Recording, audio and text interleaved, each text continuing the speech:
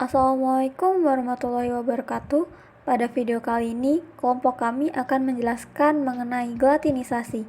Sebelumnya, saya akan memperkenalkan anggota kelompok kami. Yang pertama, Nurul Arumsari, kedua Lesia Zafira, ketiga Novi Kurniasari, keempat Nadia Zahra, kelima Laila Nuraini, dan yang keenam adalah Muhammad Fadli.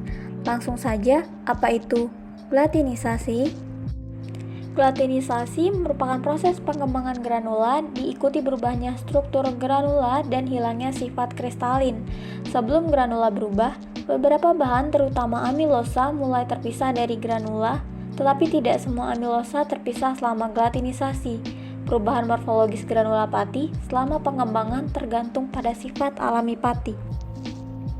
Mekanisme gelatinisasi pada dasarnya terjadi dalam 3 tahap, yaitu 1. Penyerapan air oleh granula pati sampai batas yang akan mengembang secara lambat, di mana air secara perlahan-lahan bolak-balik berimbisi ke dalam granula sehingga terjadi pemutusan ikatan hidrogen antara molekul-molekul granula.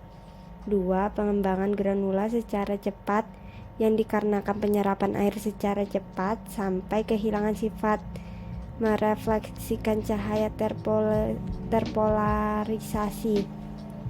Granula pecah jika cukup air dan suhu terus naik sehingga molekul amilosa keluar dari granula.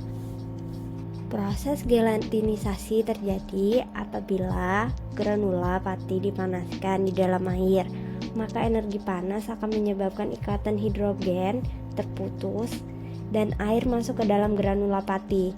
Air yang masuk selanjutnya membentuk ikatan hidrogen dengan amilosa dan amilopektin, meresap air ke dalam granula menyebabkan terjadinya pembengkakan granula pati.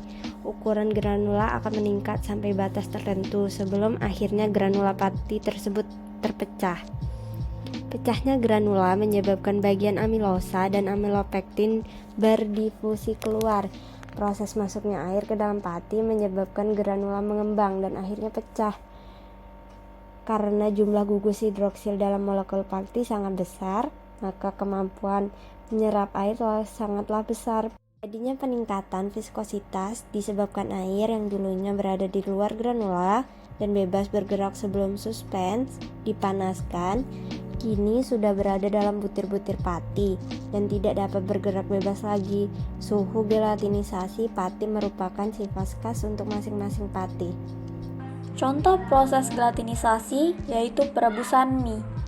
Selama proses pembuatan mie, dengan naiknya suhu air perebusan, maka ikatan hidrogen di dalam pati akan semakin melemah. Di sisi lain, molekul air mempunyai energi kinetik yang cukup tinggi sehingga mudah berpenetrasi ke dalam granula.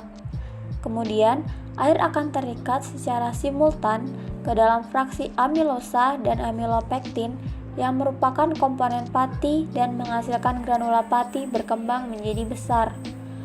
Pada akhirnya, granula pati akan pecah sehingga molekul pati akan keluar terlepas dari granula masuk ke dalam sistem larutan yang menyebabkan kehilangan sifat Bayer-Friends dari pati tersebut.